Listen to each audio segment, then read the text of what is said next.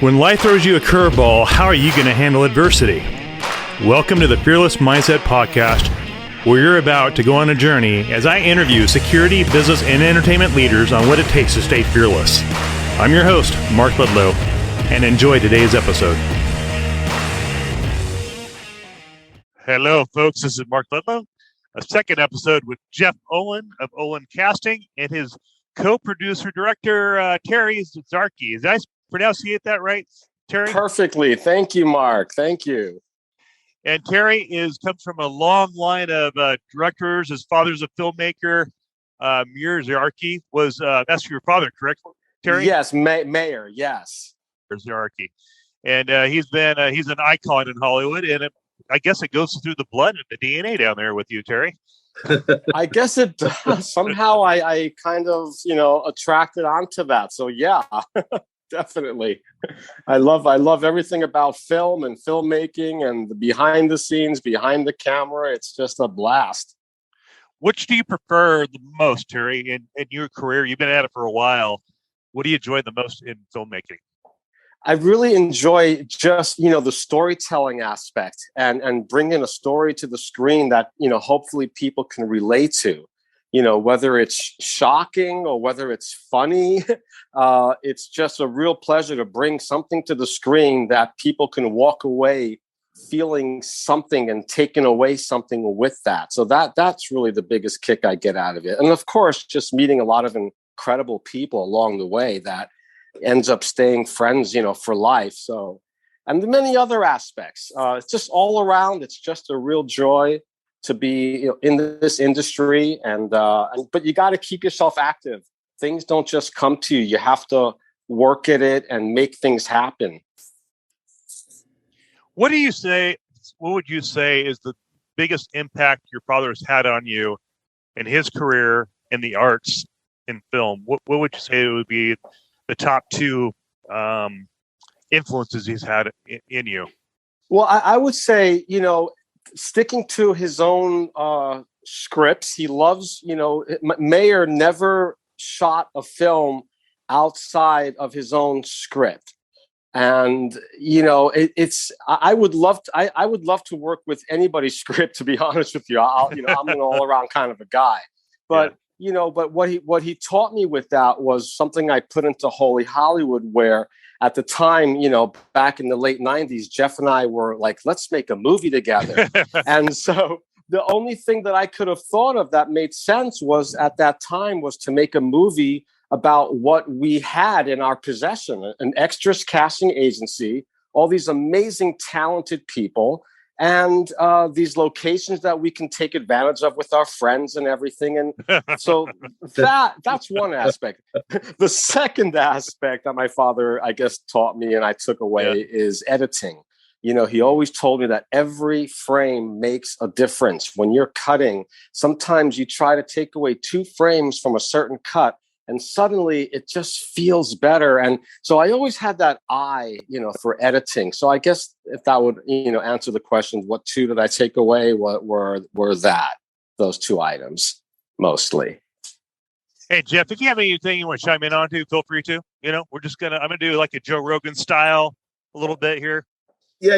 I want to say something about what Terry just said, as far as the editing, Mark. Terry edited Holy Hollywood on a flatbed, and I think you should ask him about that, because that was really very interesting. If you know about a flatbed.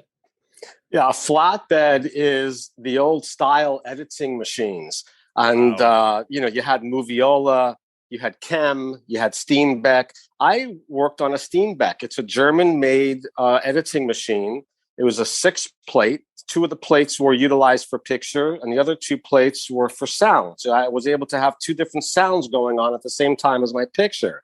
And it's a very tedious process. You're working with splicers and synchronizers, and you're cutting the film strip, and you're replacing it. I mean, it's a pain in the ass, to be honest with you. I can imagine. But I'm really thrilled that I come from that old school, network where I understood, how to use this equipment.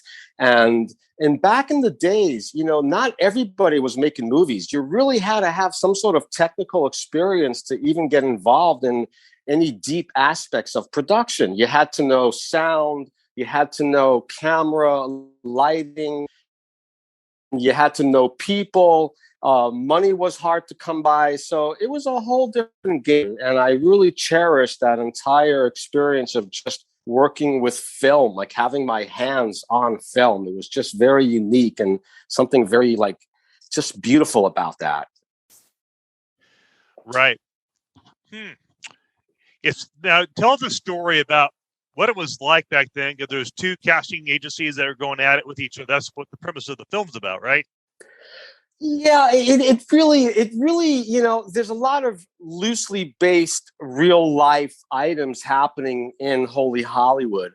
But, in all actuality, in our film, the fact that Holy Hollywood Casting is, sort of like in competition with another big agency called Big City Casting, that was kind of like implemented as part of the story, because nothing in real life ever happened what happens in Holy Hollywood regarding the two agencies. There was not any sort of deadly rivalry in that aspect. But at the time when we did have Rainbow Casting, Jeff and I and our other partner, Jerry Conca, basically at the time, we were considered the second big wigs next to Central Casting. We somehow, the three of us, put all this energy and we somehow just got a lot of work, and everyone was either going to Central Casting or to Rainbow Casting. So in our movie, we created this casting agency called Big City Casting, run by the womanizing, kind of like seedy character Dick Richards, who's played by Tony Tarantino. And so that's how we implemented the other agency, was based on Central Casting, but really nothing at all in real life as to what happens in the film. Yeah, wow. So Mark, Terry and I, we didn't have much of a stretch when we came up with the story, because it was pretty much based on what we were doing at the time. But we just thought it would work. Magically, it did, and we are so thankful for that. It is, we were able to put in a lot of different things that kind of happen in our day to day with the agency, and then with just the way that it was, and we got some brilliant characters to play certain roles, including, our late friend, Gil Espinosa, who, he plays Armando in the film. And Gil worked with us as a casting director, and he also came from the streets of East LA. So we were able to kind of implement that into the story on both ends. And it makes for a beautiful, beautiful story. And like I said, not only Gil, but other characters that we were able to come up with, that makes it, that much more beautiful in telling this story about rival casting companies, kind of going on the inside and seeing what's happening as well. Wow. Yeah, I saw your clip, the trailer and all that. I'm like, holy crap, that looks like the Wild West casting. That's a funny way of putting it. Yeah. I love it. Great job. Absolutely. I mean, the actors were incredible, and I was like, whoa, what is this? Very entertaining, folks. A very entertaining movie. You got to see it. What's the website, Jeff? The website is holyhollywoodthemovie.com. There you go, folks. So get it on your YouTube, get it on your Google it, watch it right now. Stop what you're doing and watch it right now. You'll laugh your head off. They could go there. They'll be able to, watch the trailer. They could see info about all the actors and about the filmmakers. And they can also, press on that link for Plex and see the movie for free. And we absolutely want everybody to see it. The characters are amazing. Yeah. So, folks, these guys are very involved in Hollywood. As you can tell, Terry comes from his DNA. His father was a well-known producer, film writer, script writer, and Jeff is, they all joined forces and they created an idea, and they take that idea and put it in film. And that's filmmaking, what it's all about. And Jeff started as a young guy as an actor. He was in what TV show were you in as a cop, Jeff? Oh, Nightmare on Elm Street. I played a cop, and Wes Craven. I was wearing a Craven badge, which the prop guy gave to me. So I feel pretty iconic from that. But it's an honor. That's an honor. That's an honor. Yeah. So that's kind of where it all started for me. Yeah. Did a lot of acting, and then I did soap work, and then from there acting, and then into casting, and then meeting Terry, and the two of us, going off and opening up our old casting company and doing that for many, many years, and just doing all kinds of things, just have our hands in it. We're both very, very passionate about the industry, and we love what we do. And Terry, you have a few film credits yourself as a director, right? I also recently, in 2019, my documentary called "Growing Up with I Spit on Your Grave" got released by Ronin Flicks. And Ronin Flicks, they're a curator's website that they also did a recent upgrade to a 4K master with my father's "I Spit on Your Grave," 1978, the original. Wow. So my films are with Ronin Flicks, and you could watch them on Tubi. My documentary is on Tubi, streaming for free with ads, just like Holy Hollywood is on Plex, free with ads. And I come from the whole Spit background where, my father's legacy is that he directed the 1978 "I Spit on Your Grave." And I was actually the little boy in that movie. And wow. Yeah. So my documentary actually starts out telling the story about how I was frightened to death that these crew members were coming around me, telling me I'm going to be in the movie. And I was crying and I refused. And then somebody offered me $10. Someone said, "Hey, your dad's going to give you $10 if you be in the film." And I agreed. And that was the start of my life with Spit. And then my film interest really started from that point, basically. That's where I started getting fascinated with filmmaking at that point.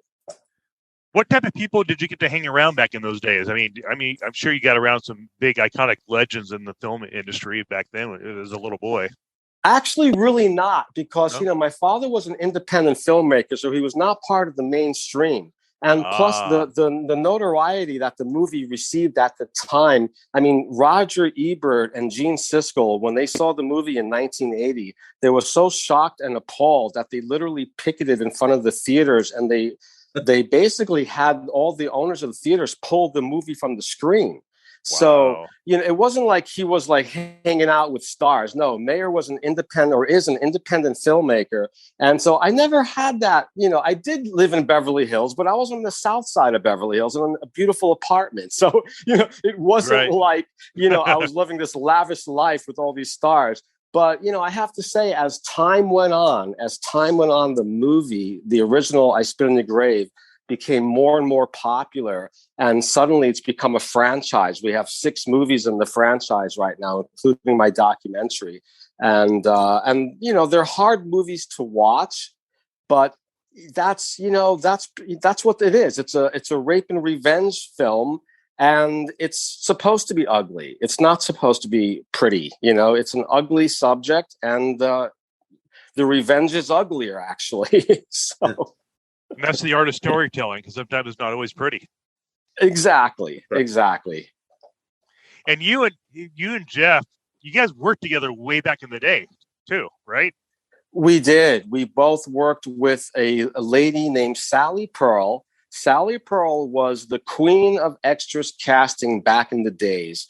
And I had the luxury of working with her for her last 2 years until she retired. And when I started working for her, I realized Jeff was working for her on the sets. Jeff would be like checking in all the extras, and he was the set coordinator, and he loved being on the outside. And my heart was in the inside. And when Sally retired, that's when I, spoke with Jeff and said, "Hey, let's open up our own agency. We can do this together."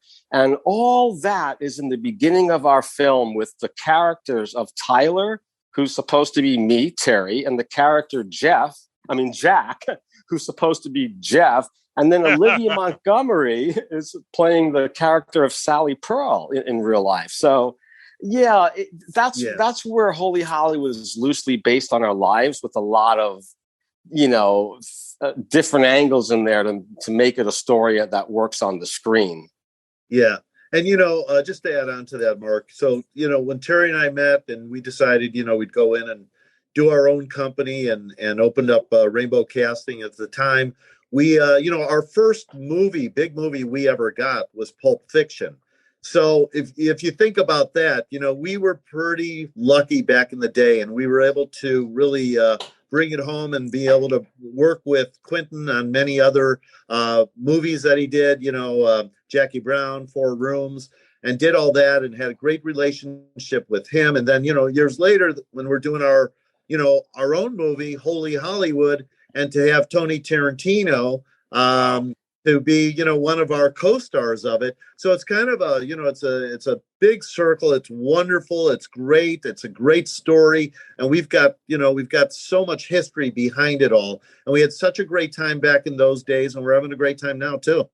Bringing it Quentin, back. Quentin was very supportive. He actually signed over the rights for us to utilize his posters in our film.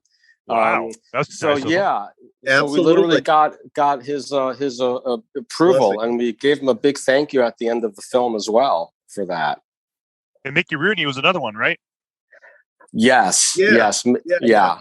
So Mickey Rooney, we got. I knew Mickey's son, and kind of chased that for a bit. We were able to get Mickey. And he was such a charming, wonderful man to work with. And, Terry got to work with him as director, and I got to work with him as, just producing and talking with him on the set and just, finding out little things about him. But it was such an amazing experience working with him, because he's such a legend.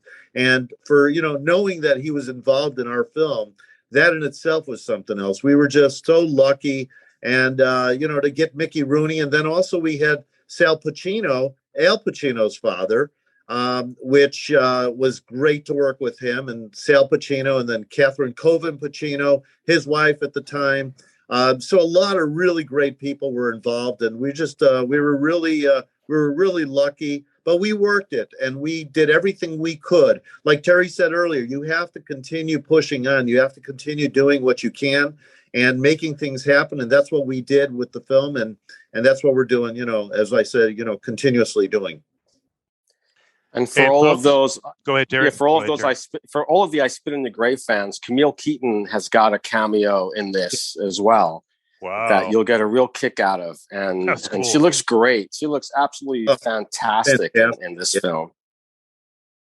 Hey, folks, it's Mark Ludlow, and with the Fearless Mindset podcast, today we have Jeff Olan, Terry Zarchi, and these guys are producers and directors in the filming industry in Los Angeles, and they're up-and-coming rising stars. And you'll probably see many more movies out of their vault coming out shortly. But we're talking about the Holy Hollywood release this week that they both put their heads together and made and created, and they'll have credits on that. And Terry comes from a DNA of filmmaking from his father and the franchise of I Stand on Your Grave. And I'm sure that's going to keep on growing as we speak. And folks, you want to know who these people are in Hollywood, because they can probably get you broken into the entertainment business as an actor, or just a background person. So I want to put that plug in. And this is a great conversation about what it takes to survive in Hollywood. It's insane what it takes to survive in Hollywood. It is. I agree. It is. You got to keep your head above the water and keep paddling, and then you'll reach the shore, and there'll be a party waiting for you. A party waiting for you. Yeah, because I'm thinking of all the bartenders and the waitresses of all the restaurants opening back up, just trying to pay the bills, pay the rent for that next audition, 100 auditions to get one booking, maybe get a call back if you're lucky. Yeah, exactly. Yeah, but always believe, always believe. It's like the lottery. In our industry, it's like the lottery because you could get no calls for a week, and then all of a sudden you get that one call, and all of a sudden something happens. Or you could get and it's the same thing with crew members. You just never know when that next great crew job's going to come. Same thing with directors, producers, everybody, but especially for actors, just keep going at it. Never give up. Don't have anybody tell you can't do it. You can do it. And just make sure that you're out there and, doing the best you can. Stay focused, put things out into the universe, and good things will happen. Yeah, and rejections. Go ahead, Terry. Yeah, I'm saying rejections are all a stepping stone to an exception somewhere. I mean, every time you get rejected for something, just take that as an experience and treasure it, because I assure you that anybody with success didn't get there on their first trip. So it's all stepping stones, and just keep with it no matter what you do, no matter what field you're in, no matter what position you want to do. Just go with it and never give up. Absolutely. I think the key in success in Hollywood is all about your network. Who knows you? Definitely. And that takes probably a lifetime of building that. Like, it's taken me 15 years in the executive protection bodyguard world, where the industry I'm in, it's taken me 15 years to get to the point that I'm at. And it's a 20-year career. It's a marathon. And yes, I think people want that quick hit of, well, if I become a social media influencer, maybe Netflix or Apple or Amazon will pick me up because I'm an influencer, and maybe I can bypass paying my dues and doing the auditions and stuff.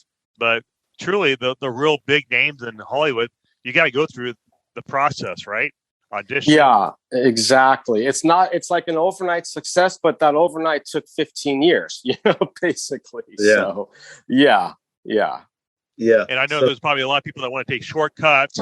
Instagram is creating major influencers right now, as you both know. You got Twitter and you got all these platforms where all people say, well, if I can make shortcuts like Jake Paul and Triller and become an overnight sensation with 1 million subscribers and followers, I can break it in Hollywood. But not the case. What do you guys think on that?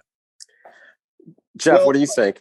Well, my whole thing is this, there definitely are standouts that, with the social media influencers and, content people, studios and what have you that are watching. And there will be one person here or one person there, but the numbers are astronomical, and to try to think that you're going to make it that way is the wrong way of looking at things. You need to go out there and you need to study, you need to learn the art, you need to read books, you need to educate yourself on whatever it is you want to do, whether you want to be an actor, educate yourself, take acting, take dancing, take singing lessons, because now it really is that way. You've got to have all those talents to become a superstar. You really do.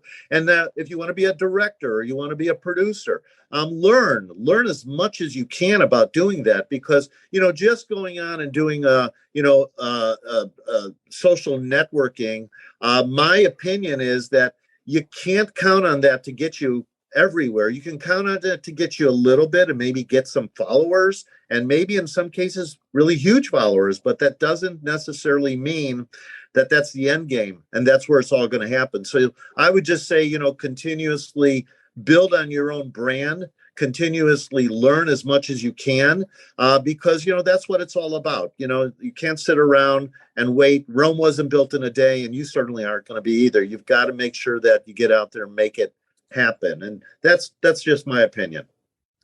And it's so key too, because in order to get these principal roles in LA, you got to be a member of SAG-AFTRA. You got to get your Half-Heartedly. You got to get your vouchers, and you got to get your steps in there, and you have to audition and attend your acting class with whatever actor, director you're taking that class from, so people know who you are. And I think people want shortcuts nowadays. They think they can take shortcuts to have success in our culture right now. And I think it's strictly a lot of hard work still to this day.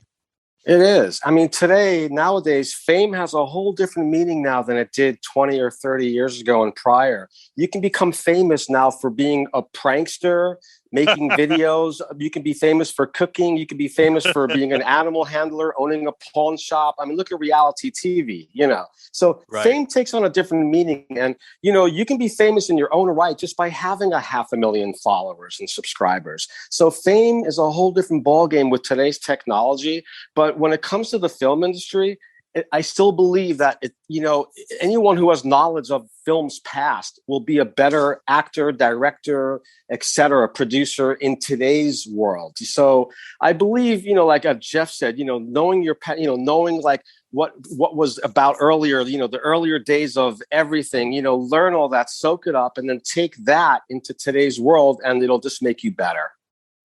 Well said. Well, here's a thought that comes to my mind. What does the future of entertainment look like to you two? I mean, you guys been in it for a while.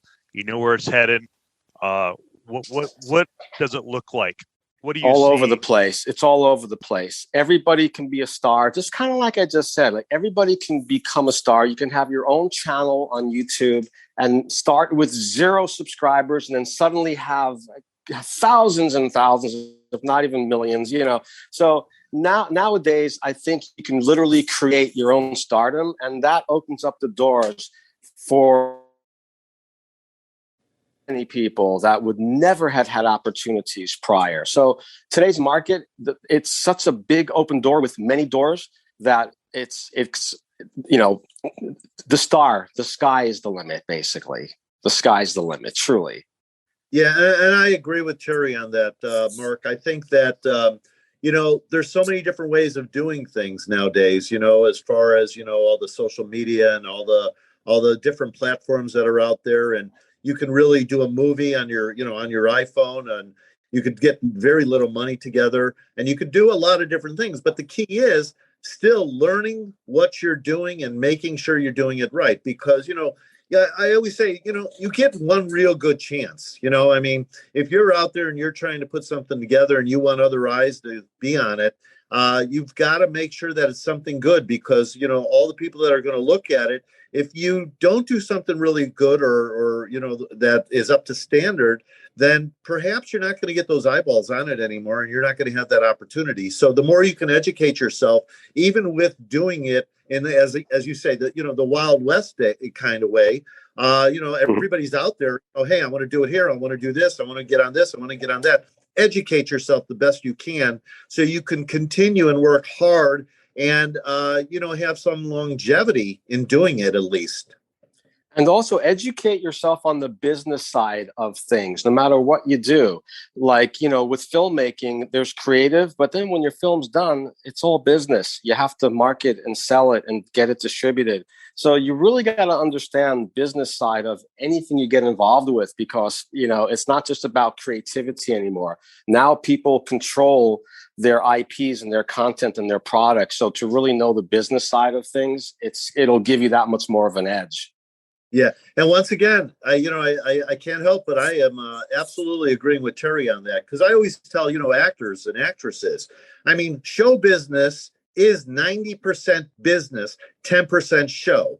If you teach yourself enough about the business, because once you're out there, you're just the 10% show, and you're out there and you're doing a concert, or you're on a TV show, or you're in a play or whatever, you have to learn the business, not only how to get there, but how to sustain it and how to go on and move forward, and how to be better than the others. And most of the others don't learn the business aspect of it. They only learn the show. So make sure you're doing both, but learning as much business, like Terry said, as possible will certainly help you sustain. Hey, Jeff, do you think your strength has been the business side in survival? I think my strength has been, I would say, more just staying focused. Like, I'm a good businessman, but I'm also a realist. And I know that you have to stay focused, put things out into the universe, do all the right things, educate yourself, make sure that you're staying in the game. And so part of that is a business sense, but I think a lot of it is also just common sense and knowing exactly what you have to do, making sure that dealing with producers and directors that, you're there for them, you're doing what they want you to do. and you're working with them, so you're building a great relationship with them. And working with talent, the same thing. You're building that relationship with them, or working with fellow filmmakers like Terry and I doing what we did together and what we're doing now. I mean, it's just common sense. And I think that could take you a lot further than just, going in for one way or the other, whether it's, just doing the business aspect, or being a good business person, or being more of a artistic, creative person. I think if you have it all together, and you put it all together, and you just go out there and you make things happen. Because most of these, the artists, actors, that they're using with their left brain. That's where the creative side comes from. Yeah. And I don't know what side of the brain the business side comes from. Would that be right brain? I never thought about that. I don't know. I just think it's a good brain. It's a good brain. It's a working brain. Right. And you nailed it, Jeff. Like, it's 80% business and 10% creating. And it's 90% business, 10%. 90% business, 10% creating. Thanks for that correction. Yeah. Yes. And so that's why you have central casting. They have a huge backing for them to cast everybody they cast. And you're just a little guy, Jeff, but you're not a little guy. You've been there for how many years in LA putting people to work? Well, yeah, I mean, 30 years, a good part of those years with my partner, Terry Zarchi, who's on with us. And, you can't look at Central as the they're the big boy, but you can't look at it that way. You have to go on and do the best you can and whatever you can. We never looked at them as really a competitor. We just did what we did. And back in Rainbow days, or even now, working with Jeff Olan Casting, it's really more about what we can do, being there for the producers and the directors and the crew and the actors, and doing the best we can. And that way we are able to do, I believe we're able to be more hands-on. And so that's also it kind of brings us back to when we did Holy Hollywood. We were more hands-on, and that's why Terry and I were able to do what we were able to do with Holy Hollywood, because we had a really good casting company, and we knew what we were doing. We weren't in competition. We were just going and shooting for the best job we could do in anything and everything we were putting our hands to. What do you guys think of the future of independence? Is that going to keep on? You have to have some money backing, because most of the problem with independents, they're smaller. They don't have a big budget.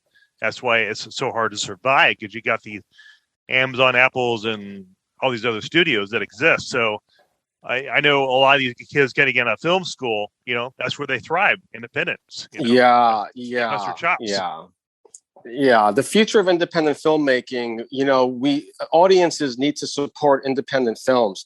And a lot of independent films find their way on sites like Tubi and Plex, where it's shared advertising, where as an audience member, you're not shelling out your credit card paying $1.99 or $3.99 to watch a movie. You're watching it for free, but you'll be interrupted with advertisements every maybe 10 or 15 minutes. Not so terrible. They're kind of quick and they move fast, but it's helping everyone, where the viewer's not paying. The independent filmmaker is getting a share of the advertisements that are being watched. It's a win-win for everybody. So if more people were to watch streaming platforms like Plex or Tubi and watch independent films, then we'll be able to make more money so we can bring you more independent films. That's really how it works. Yesterday's distribution deals, are really terrible.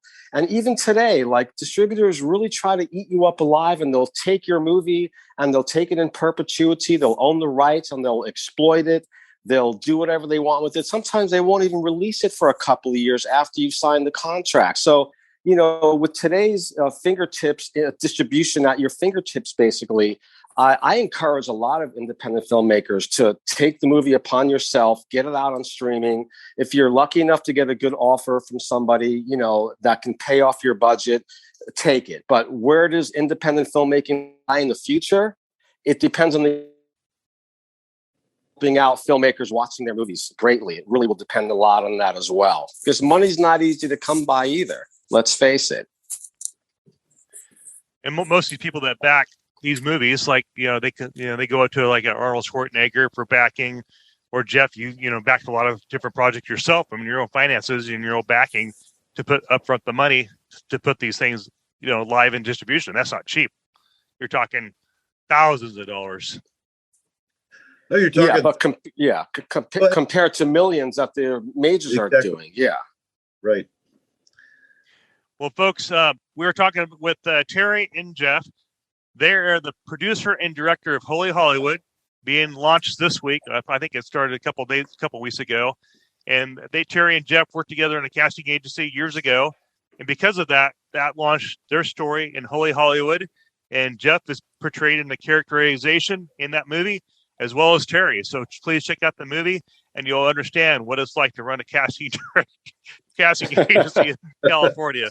How crazy and madness it does get. It's good. It's a lot of humor. I've seen it. It's a lot of humor, a lot of satire.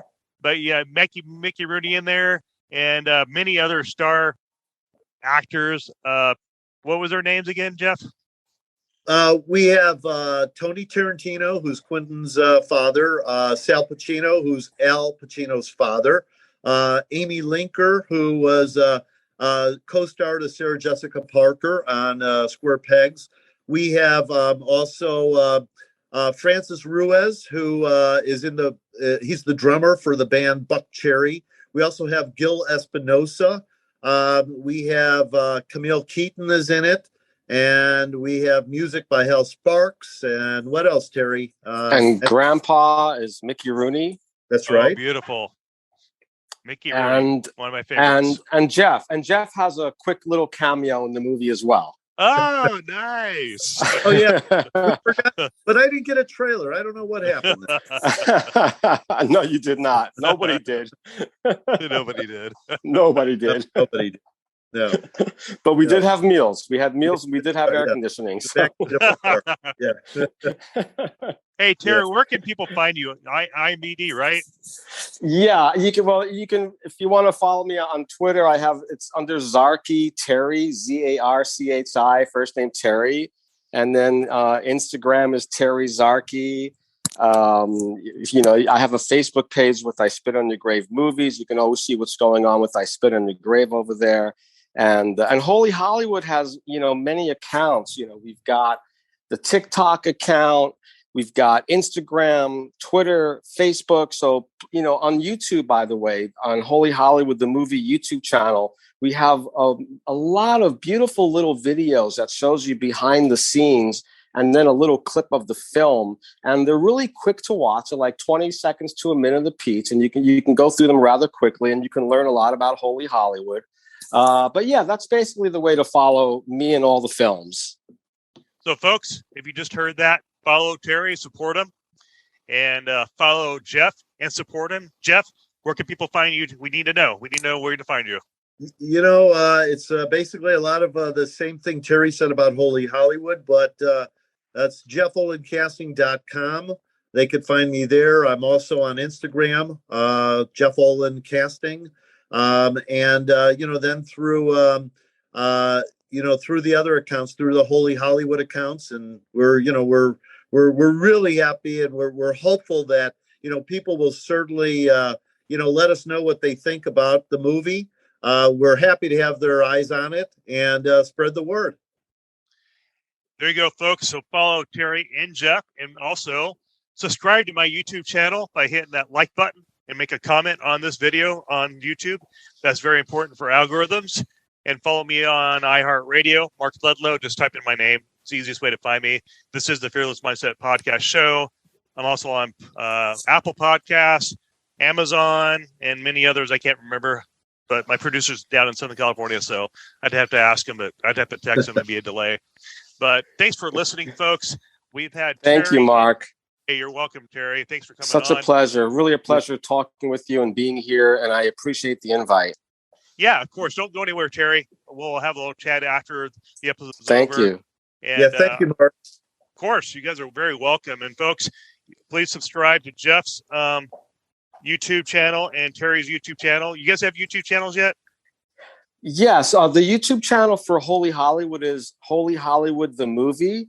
And the YouTube channel for I Spit on Your Grave, which has got some cool videos on there, is I Spit on Your Grave Movies. Nice. Yeah. Yeah. So, folks, please support them, support the show, support the podcast. And we got some exciting stuff coming out. We'll have a trailer on this when we launch this on my Twitter account, my Instagram account, Fearless Mindset on Instagram, with Frank Mir and many, many other iconic legends, celebrities, and stuff like that. So thanks for tuning in, folks. We've had a blast talking with Terry and Jeff about the release of Holy Hollywood. So stay tuned for more information on that. And this show is sponsored by Ledlow Security Group.